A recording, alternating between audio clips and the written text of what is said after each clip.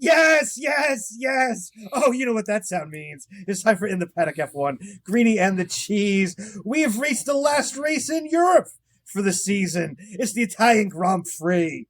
We're just outside Milan, Italy. Milan, known as the economic heart of the country of Italy.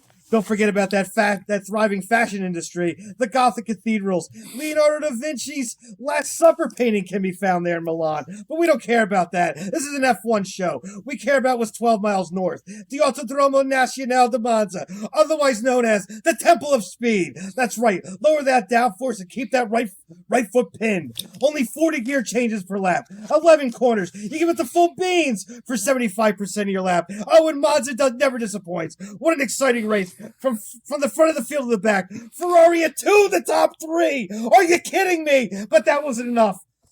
Max is just absolutely unstoppable. Takes his 10th win in a row. Oh, yeah, by the way, that's a record. Another dominant performance. Perez takes second for Red Bull 1-2. Sainz gets on the podium to make the Tifosi happy. We're caffeinated. We're medicated. Greeny, good afternoon, sir. Are the Tifosi truly happy? I mean, are the Tifosi anything but a win? Anything but a win. It was a win only. It was a win. Not a third. Go ahead. Yeah, right? It was a win. You won quali. You're not beating the Red Bulls. Let's be real. All right, Greeny and the Cheese in the Paddock F1. We are back. As you see, I'm coming on with my Mad. I might wear this permanently. My Mad Hatter hat, since it brings out the Mad Hatter in me. It is again in the Paddock F1. Greeny and the Cheese. What a Monza it was! The Temple of Speed, indeed. Just when you thought Max was not going to win, there he is, winning his 10th in a row. Are you kidding me? That's a record.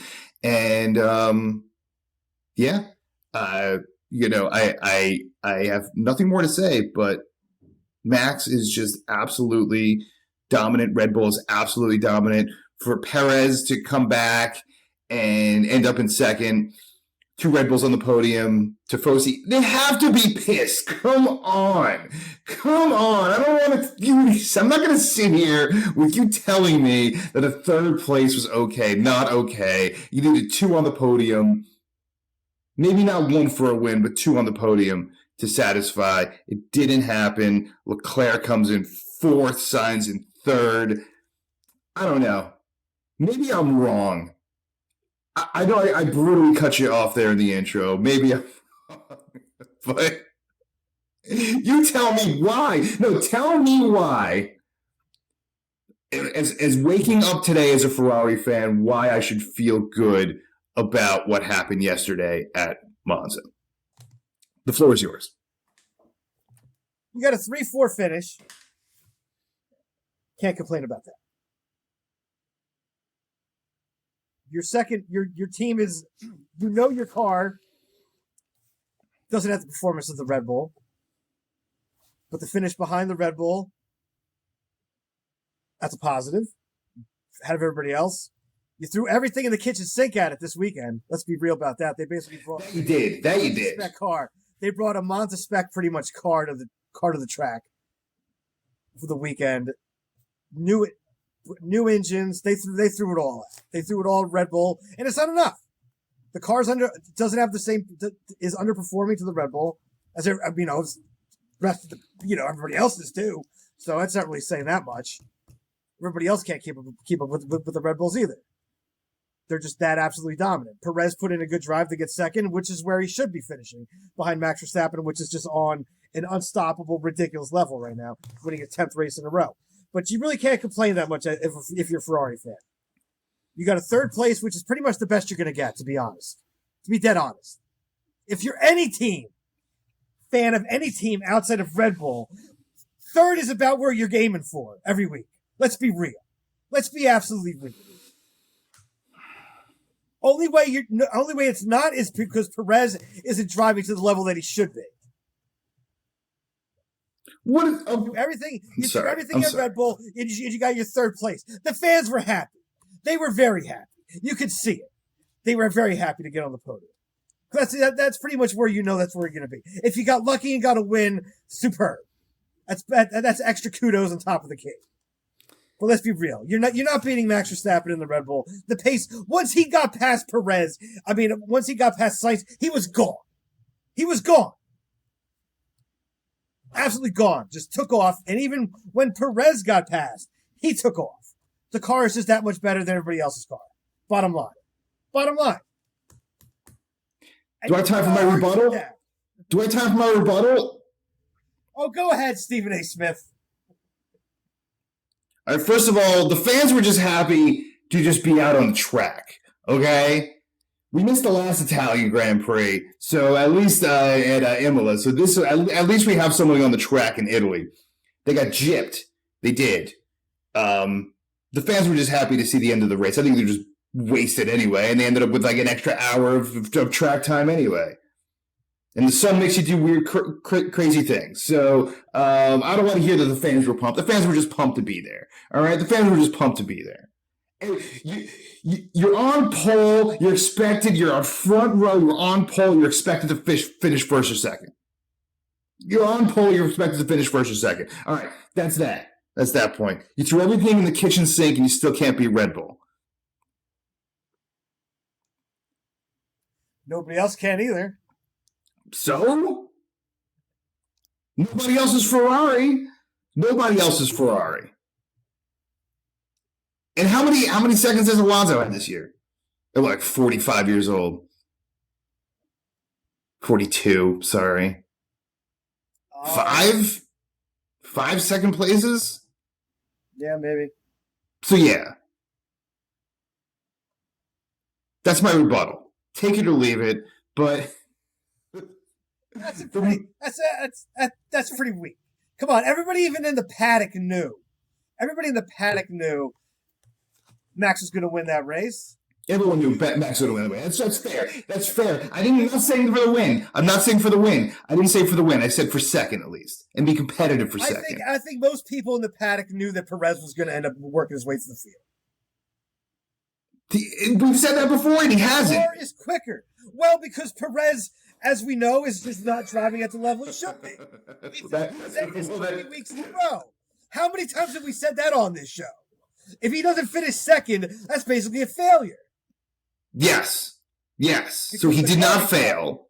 He did not fail. He did work his way through the field. He did cry about it a lot on radio, Sergio Perez. Not to pivot here away from Ferrari's failures to come in second. But I'll give it to you. Listen, a third and fourth is about as good as you're going to get. Absolutely no doubt. I'm just breaking your stones here. But when you're on pole, I expect no worse than second, barring an engine failure, right? Barring something beyond your control as a driver. You expect first or second. That's all I'm saying. Ferrari has a good quali car. They can quali all right. They show pace in quali. They don't have a race car. They don't have the race car. They chew up their tires way quicker than the Red Bull, so they're losing pace right off. Max said it. What was it like? Lap 3, he got on the radio and said Sainz is already sliding around all over the place. We're going to be able to overtake him pretty quick here. Like, they just don't have the car underperforms in the race compared to the quali because they chew up the tires. Their tire deg is gross. It's disgusting. Something they got to work on. They got to work on a lot of things outside of that too. But the Red Bull is just that much more dominant than anybody else on the grid. Is Carlos Sainz better than Charles Leclerc after yesterday? This season right now, yes. Ooh. Charles Leclerc is he's even come out and said it himself that he's struggling. But yes, right now Carlos's performances recently have probably been better. He's definitely on.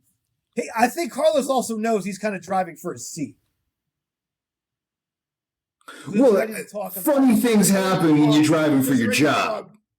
Well, yeah, there you go. So I think there's something going on there too, because there's already talk of Ferrari trying to go out and maybe get Alex Albon to take over his seat. So he's driving for his job right now. Listen, I think any team would take Alex Albon right now the way he's driving. Williams, I'm sure we'll get to Williams later. Another phenomenal weekend all around for Williams. You really can't make it up as far as Williams is concerned. Not a great weekend for McLaren. We thought had a lot of expectations for McLaren in here, but not the best weekend for them. Didn't have the pace. No. Monza had to run too much downforce. Yep, Monza really showed his colors. Really helped Williams and hurt McLaren. How do you feel about Williams versus McLaren this weekend?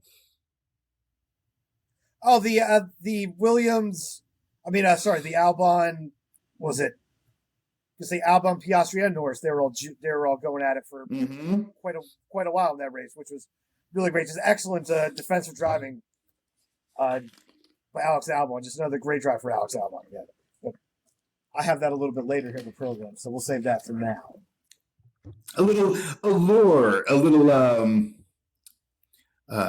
rocking that so we can all stick around. I know we're going to have winners and losers coming up next. We have Quizmaster's Cockpit. I'm not prepared for that. I've been spending all weekend getting my hat ready here. But so we got that coming up. And of course, we're going to take a trip to Greentopia.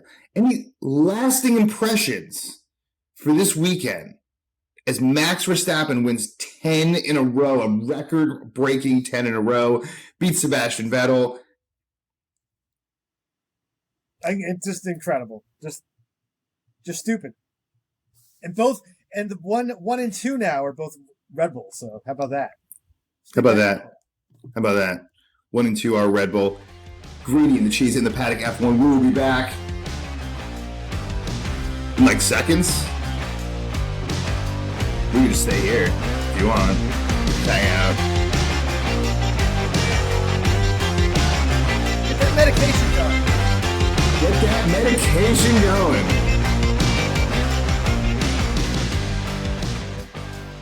Oh yeah. In the Paddock F1, Greeny and the Cheese. We weren't going too far. Yeah, I think I'm in the full swing of things here. Monza was a crazy... I can't remember the last weekend that was this entertaining. We didn't talk about Yuki yet. I'm sure we'll get to Yuki soon, but what a mess that was. Entertaining all around this weekend. It's all you can ask for is an entertaining weekend of Formula One where Monza usually is. Where nobody gets hurt. The field's usually pretty close. A lot of good battles. It's always exciting. Just go as fast as you can. Pin that foot to the ground. As always, well, I know you're delaying, so. I'm definitely delaying. I'm scrambling. I'm delaying. Because I spent the whole weekend, as I aforementioned, actually not doing the hat, but getting everything prepped and ready for our brand new YouTube videos, which I'm pretty pumped about and working on. Who knew that technical stuff would be so difficult? I've edited videos for years, but this has been definitely the biggest challenge, especially when you don't have the video yet, and then you got to make it, and then you got to put it in, and it's a whole thing, man. It's a whole thing. I know you do a great job editing for the Formula One racing videos, which you are on the DL, for those of you who don't know. Man, it's on the, probably 3 to 6 month disabled list for that on the shelf. I think it's the first time we're making that announcement to the general world here. That is bugging me out, man. I am itching to get up on the wheel, but I can't. Not been on the wheel. Elbow surgery is coming this Friday. A gamble you take when you live the life that Cheese does. So not getting on the wheel, that's gonna hurt for sure. And what are you gonna do, man? Ricardo, I can't drive. What are you gonna do? You're stuck like Danny. So with all of that, I'm sure you want to take a lap around. Oh yeah. Take a lap. Let's do Get you it. strapped in. Let's get you strapped in. Get your helmet. Get you out of that track. Quizmaster's cockpit. 3 questions. Determines how we proceed for this segment of the show. And to be honest, I did something a little different this week. Oh. Usually in my notes, after the questions I've written down, I usually go winners and losers. Well, this week I didn't do it that way. I did losers first above the winners. Because that's where I think we're going. All right. Very fair. Very fair. Question 1. Hold on, testing out the new buzzer. It sounds like you're being electrocuted. This is the brand new buzzer and brand new bell as well. So very exciting. Go ahead. Question me up. Question number 1. In what year did Monza open? Like the original Monza? Like Yeah. originally. 1920. Monza 25? You're close. 1922.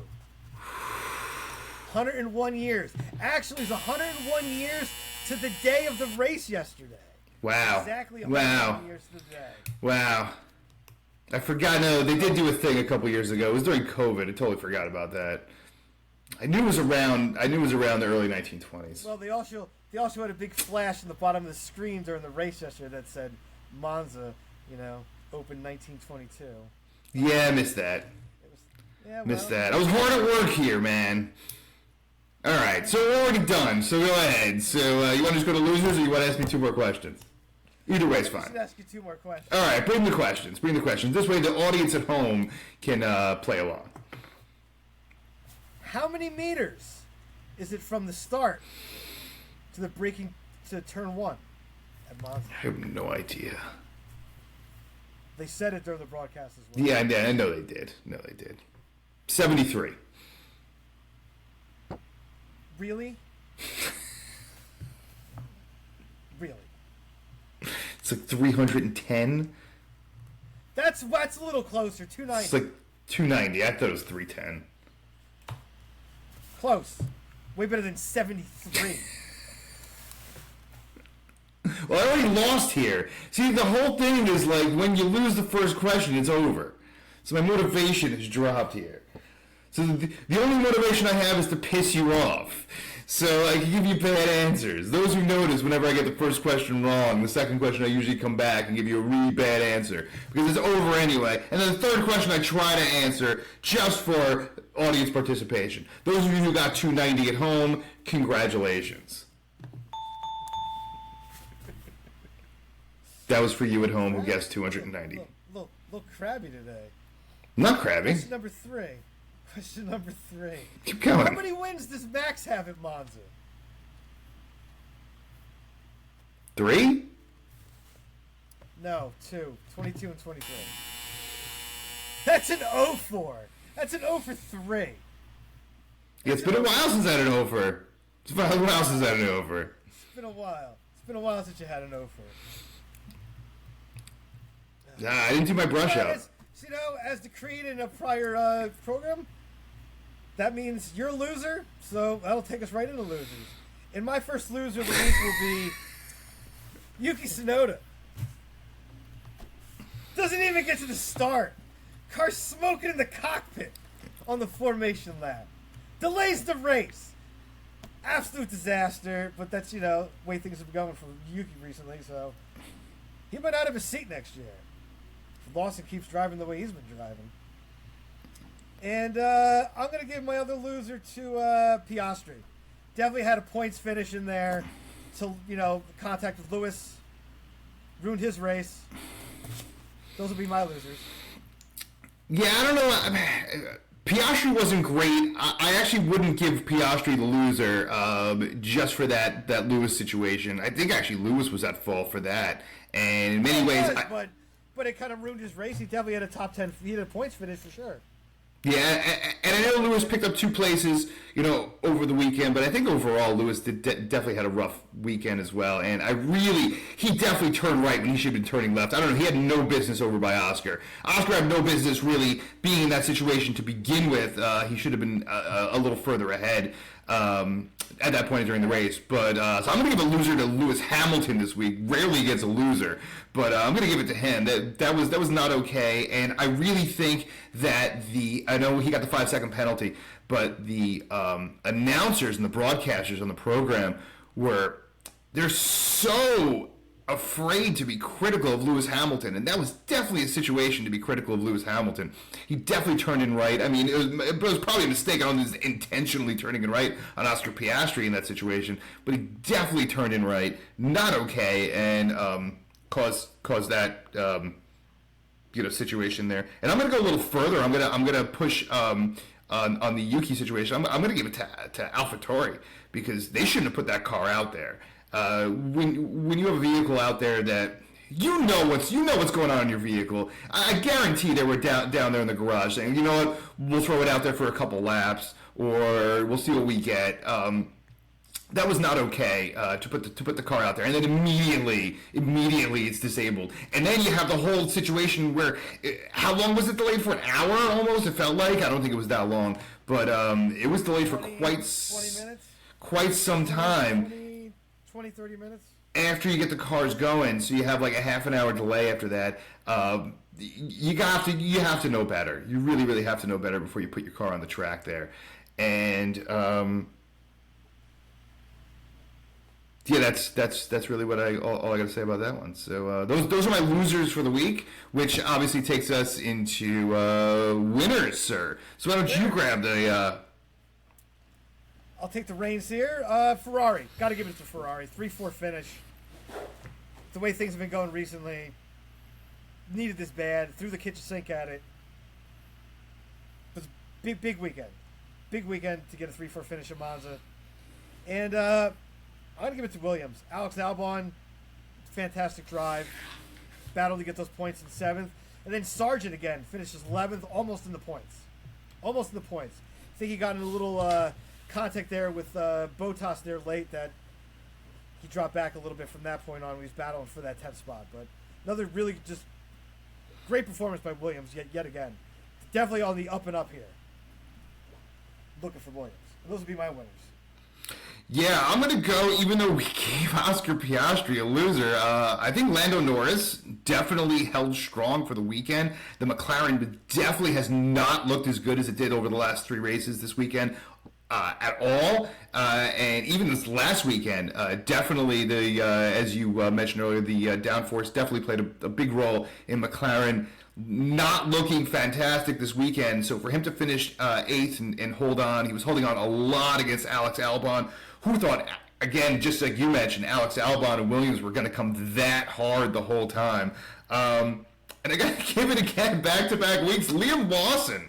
Where is this guy coming from? I know he started 12th, finished 12th, but under the circumstances of this guy literally being in the Formula One for this 8 days, it's just really incredible what he's done in a very short amount of time. I don't think he thought he would be in this situation. He definitely didn't thought he'd be in this situation. And he's taken full advantage so far, and I wonder what Nick DeVries is thinking sitting at home watching this whole situation unfold, where if Nick DeVries lost his job to Liam Lawson, what a huge headline that would be. Which he did, right? He did lose his job to Liam Lawson. They were just in the Danny Ricciardo sandwiched in between there, and I hear Danny Ricciardo's recovering well after wrist surgery, so that's a good thing as well. And those are my winners, which only leads us to that. So who is getting the slap this week? It was tough, because there weren't too many slaps to go around this week after seeing some pretty poor performances. And we're going to stay away from Haas. I didn't even mention, that's the first time I'm mentioning Haas this entire show, and that'll be the last time this show. But I'm going to go with Lance Stroll. I mean, dead last in qualifying, starting dead last. I don't think there was any excuse. I was looking into it, and I I didn't see anything or any reason why he would finish dead last. Was there a reason that I missed that he would finish dead last outside of not being good at all? It's just gotten to the point where sometimes he scores points and other times he's just leading the back of the pack. And it would not be as big of a slap if Fernando Alonso still isn't bringing it every single week, every practice, every qualifying. It's almost as if Alonso is doing it to spite Lance Stroll. And it's like to the point where like maybe that's his motivation. I mean, if we're ever motivated like at work where like you're working with someone who you're supposed to be better than and they're outshining you, and it just like it's actually a great satisfaction when you're supposed to be the lesser of say 2 or 3 people in your team or greater, and you outshine them. I think that's extra motivation to wake up in the morning. I think Fernando Alonso is waking up every single morning excited to show up Lance Stroll. I mean, once again, you're talking 7, 8 places, 10 places every single week. This time it was Alonso finished ninth, finishing 7 places for a teammate. There was no discernible issue. You know, I mean, maybe I missed something with Aston Martin or with Lance Stroll's car, but I didn't see anything. I didn't see any reason why he should have came in dead last. Slap yourself, Lance Stroll, because someone's got to wake you up. Because I've said it many times this season and last season, and maybe the season before, is Lance Stroll does not belong in Formula One. And if you've heard interviews with him, he's pretty full of himself. And he's pretty confident that he should be in F1. But coming in 16th when your teammate continues to score points, failing in Q1 when your teammate consistently is making Q3, it's bad news, man. So I'm going to give the slap to Lance Stroll this week. Because there's no Ferrari or Haas I can give it to. And that, sir, is our win, lose, and slap yourself. Anything to add before we go to a break here on this extra long segment? No.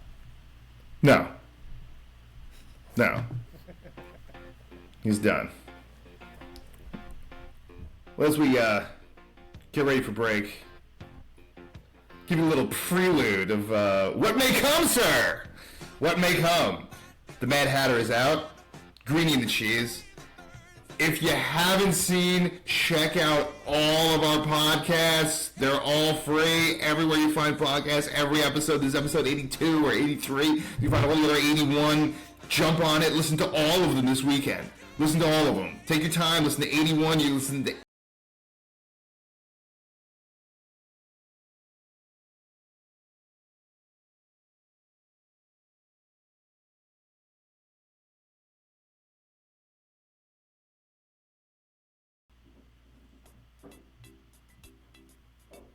yes, we're back in the Paddock F1, Green and the Cheese.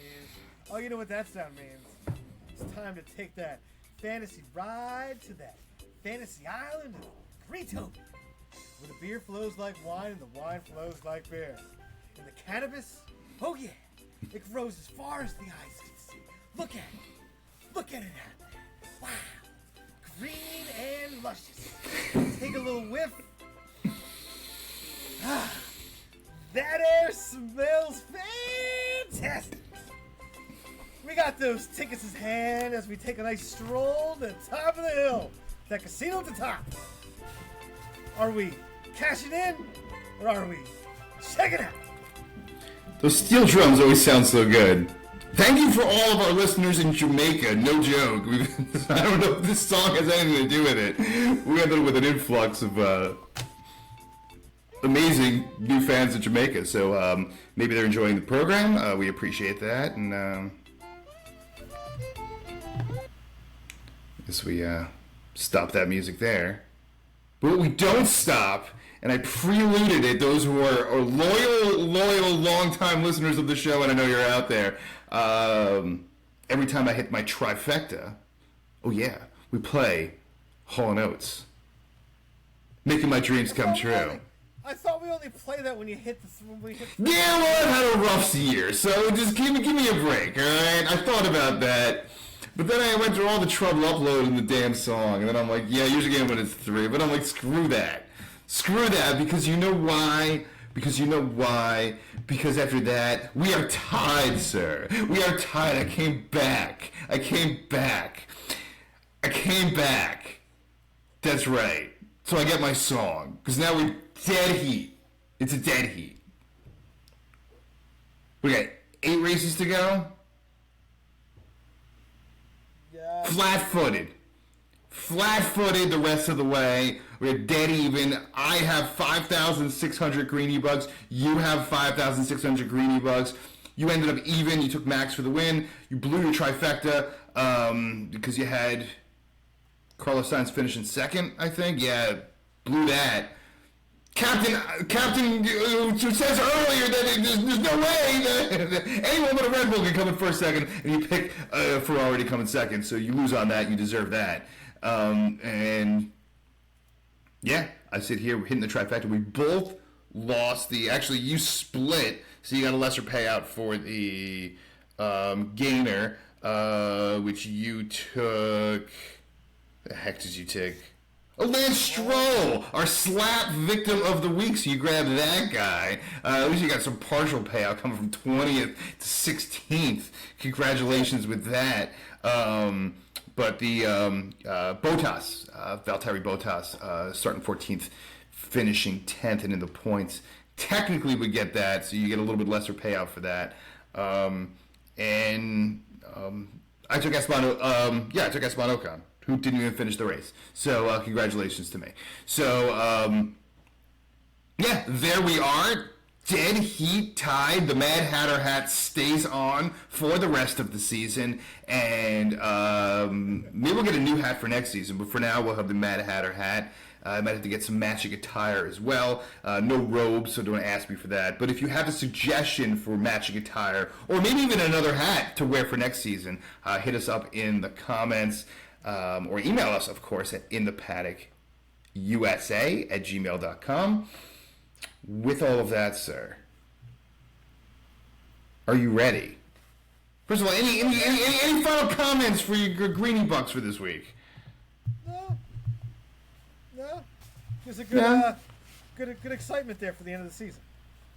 Usually by now you're almost piss broke, so it's like change in your pockets. Usually by now I'm going to the Greenie Bucks bank and trying to put stuff up for a collateral.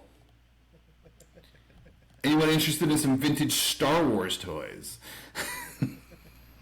Could make some creative trades. Can I interest you in a Chewbacca, sir? Well, you know what that means. It's time for In the News. In the news. I actually got 4 for you this week. I got 4. Ooh. We'll go question 1. Little update on Danny. He was set to probably return for Singapore. Not happening. Doesn't look like he's going to make any of the Asian swing, so it doesn't mean he's be back for Japan. So that could set him up for a turn in Austin, where he likes to go. He likes to wear them big hats and eat that barbecue. Big hats and barbecue. But by that point, will AlphaTauri put him back in the car? Or if Lawson continues to drive how he's been driving, will he end up finishing the season? I don't know. Liam Lawson, I mean, obviously he made the winner twice. There's just value, right? He's not going to win a race. He made, at best, where do you see Liam Lawson? At best. In his best weekend, on his best times, everything works out perfectly. 8th? 7th? Right? So I mean, and I don't think that's going to happen either, all right? Even with my Mad Hatter hat on, I don't think that's going to happen. But I think that's the best possible outcome you're going to have if everything works perfectly for you. I mean, what has, an AlphaTauri finish this season? What's the highest? 10th? Did Yuki have a 9th maybe this season? So, I mean, maybe. But might have had even a little spot or two higher than that even.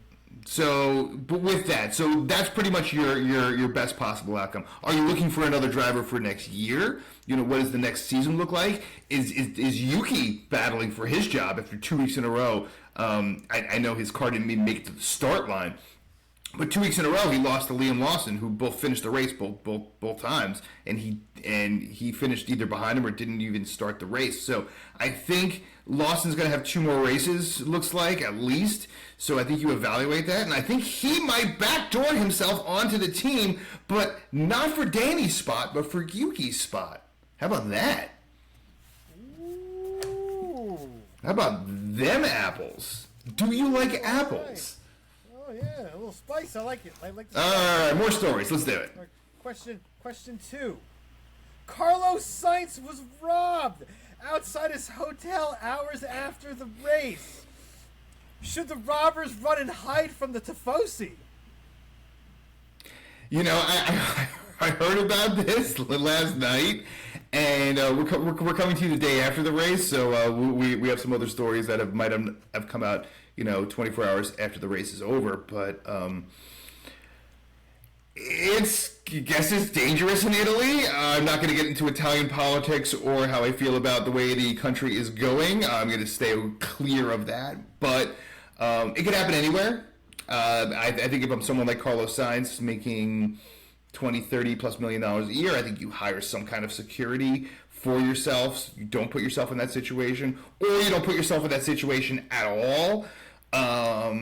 When you're out late at night and you don't have security and you're wearing a watch that costs more than like my house, or the average person's home, maybe fully designer clothes and expensive jewelry, maybe you should have someone with you that late at night. If that was the case, I don't know the things surrounding it. He might have just been out with his girlfriend or something, but you have security around you no matter where you are, no matter what's going on.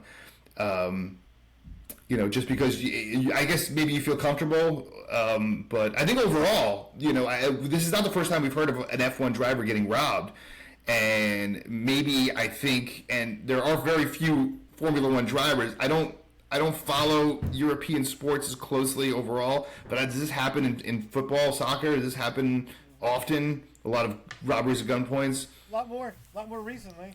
A lot more recently, yeah. I guess we don't have the same epidemic with sports folks in the U.S. at this point. It might be security and just being smart. Social media definitely plays a big part in what people do. I'm not saying in this case, but athletes and people go out to the club and then take pictures of themselves and are live, and then you know where you are, and you're coming back potentially inebriated, back wearing again more jewelry than my net worth, and like, are you walking around and like putting yourself out there? Like, I'm sure 99% of the people have no ill will against you, but if 1% of the million people watching you have some ill will, and any of those people are near you, you're gonna get robbed, and that's what happens. So, sorry you got robbed. Hopefully everything's insured, and I'm glad everyone's safe. That's the most important thing. And when you do get robbed, just give it up. It's not worth it. It's not worth it. That's my advice. Next story. Toto Wolff said Max's 10 races in a row record is for Wikipedia. What's your thoughts on that? I mean, everything's his Wikipedia. So, I guess that means it's an amazing accomplishment. Is that what that means? I think it sounds to me like he's taking a shot at it. That's what it sounds like to me. I think he is. I think what he's trying to say, besides, yes, this is a very impressive accomplishment, it's for the history books, right? It doesn't mean anything today or tomorrow. It doesn't mean that Mercedes is not going to put out a great performance. Congratulations to win 10 in a row. They almost, they won 8 constructors 8 years in a row. What's more impressive? I don't know. That's a tough one to answer. I probably 8 constructors in a row is pretty impressive too. Which is also, you can rebut that and be like, that's also something for Wikipedia. Same thing, it's just one for the history books. I think it's what he's trying to say. It's something for the history books. It has nothing to do with what's going to happen next week. It has nothing to do with the future of the sport. It is history, right? The 10 races are history. It'll probably be like 17 when he's done or something like that. I don't know who's going to stop Max besides Max himself. Just the fact that Sergio Perez is so far behind him. Question for you, I'm going to throw it back to you. who, if anyone, could ride the other Red Bull and compete against him and put points up? Who would you throw in there that actually could stop Max? The only person that's going to stop Max is another Red Bull at this point. Yeah. So who's that going to be? Because it really is amazing. The most amazing thing about these 10 races, as you're thinking there, is the fact that Sergio Perez hasn't come close to first in any of these races. He hasn't come close. All right? He hasn't been challenging, hasn't been a nose-to-nose or anything you would see over any 10 races between teammates that are winning. At some point, you would see a nose-to-nose battle or something. Nothing. That's probably the most impressive thing. If I was to pick somebody right now, I would take Lando Norris. Ooh. Yeah, I put Lando in that seat. I think that'd be a good pairing. Lando's never had that top quality car yet. I'd like to see. I'd like to see what he can do. Oh, the McLaren's looking pretty good right now. Well, at least it was before this weekend. No, it's not. It's not the Red Bull. All right, sir. And your final story. Felipe Massa is suing to try and get his title from '08. Yeah, it's been going on for a while. Saying there was a conspiracy. Are you buying what he's selling, or are you calling it sour grapes?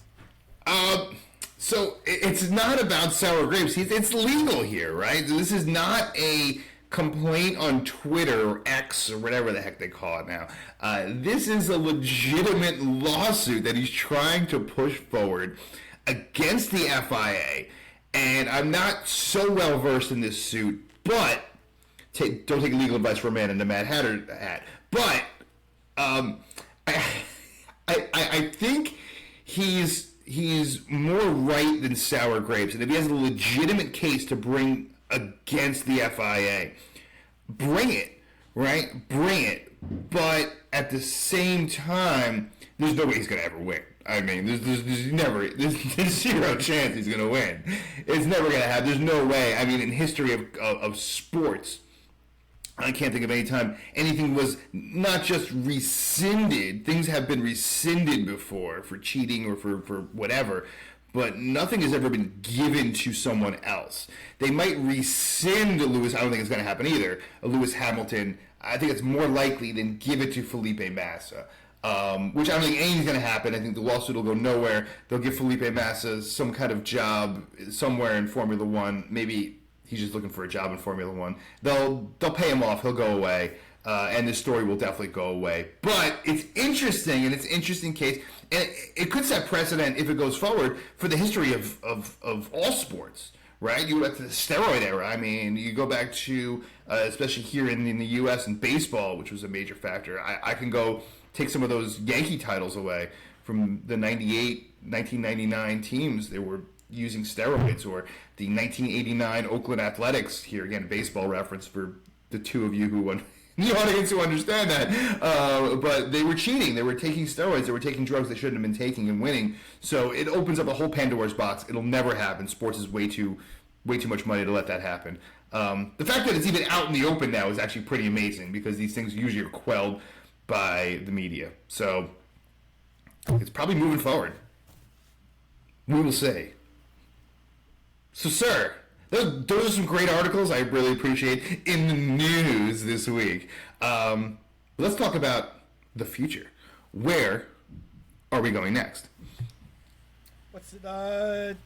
2 weeks. Singapore. New layout. Should be exciting. A little bit quicker. Took out that little nook section there that went underneath the highway. So it's just going to be a straightaway coming up there. So it should add a little something. Nice. Very, very exciting. I am pumped to not be actually going there and be sitting at home watching on TV.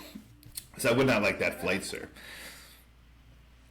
We will see you then. Yes, but it'd be pretty cool to see Singapore, though. Back to Singapore. Sir, finish strong.